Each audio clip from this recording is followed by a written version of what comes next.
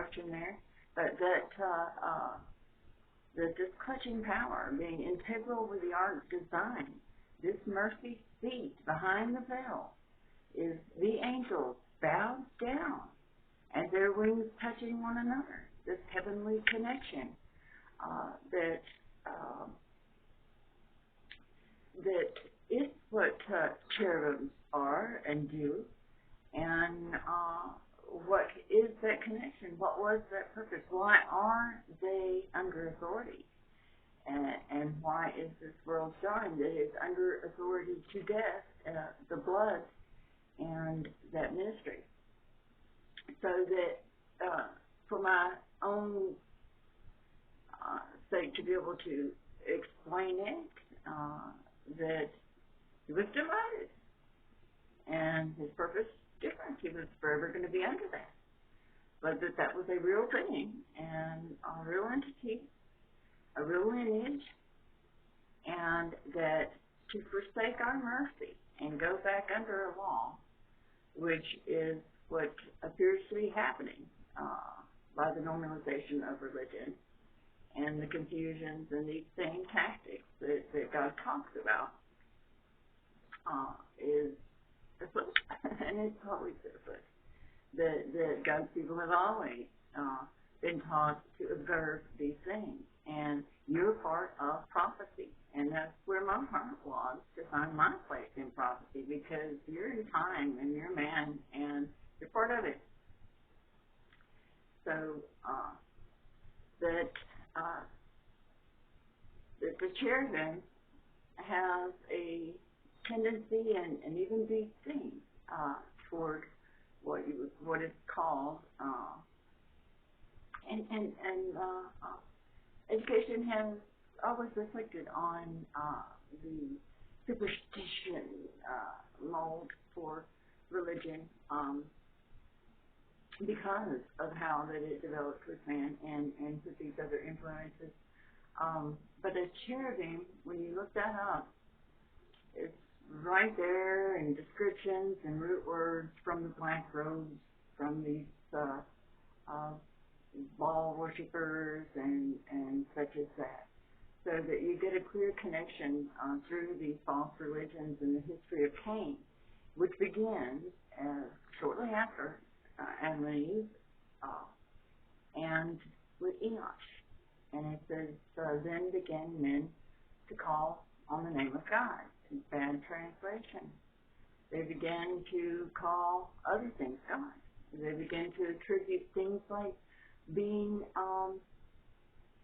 brought out of Egypt to other entities. So it's a very relevant study. Like I said, that's going to be my word on it. But the difference in perpetual sacrificing and one that came to fruition in a man that is our God,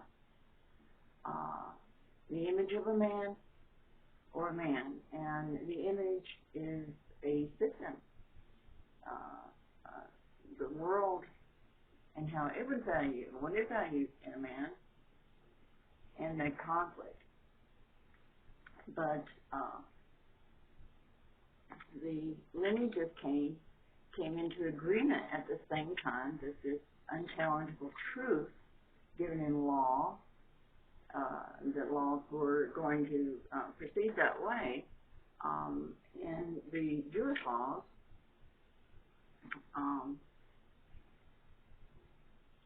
we have a better word.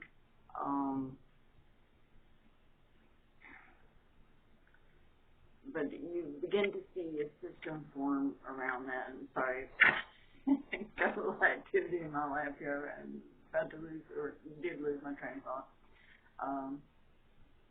But I would like to, as that I do get my finances back and can get a camera and set up studio to go over these teachings so that you'll always have the scriptures. And even though you have a conceptual understanding that can be passed until you look this up, You can be wrong as long as you're going to depend on me or anyone else. But the general understanding is good, and you'll find these studies won't conflict one another. But we're not under perpetual sacrifice. That Cain's contract came in the wars that were going on, and these priests knew they were losing and came to God's people, and they pretended to have been wondering because the conflict had displaced them, so they dirtied and put on wearing out clothes and feigned being starved to death, and had the food with them to prove it, and that they're on the side of the Jews coming to conquer, and so they're going to come in and want to make a treaty because they know who's going to win.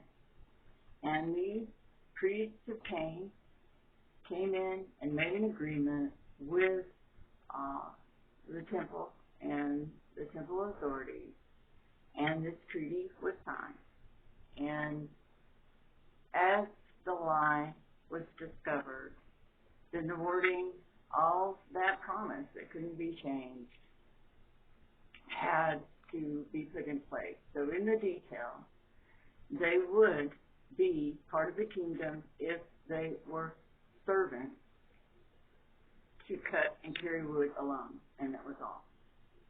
But the nature of these people was to overly be obeisant in act, while the drive to dominate and control, and the use of Cain's philosophy to get that control in controlling the moral minds of man and subjugate him through religions was always the whole basis, and to outdo and compete with each other.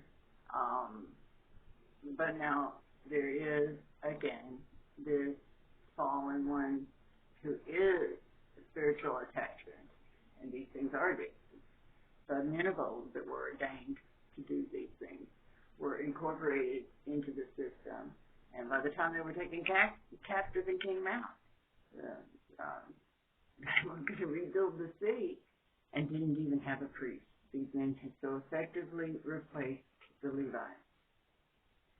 So it's important to know all throughout history how these things developed, even prehistory, and not get too caught up and distracted in giants and aliens and these things. We know that there is a supernatural value to the emptying out of the spirit and such a murderous bloodlusting for power and control and contention.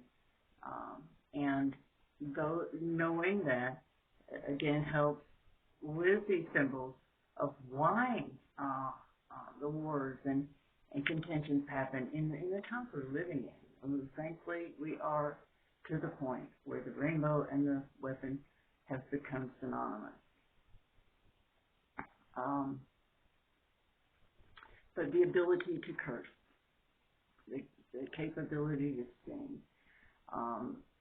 but this is a spiritual thing. So that when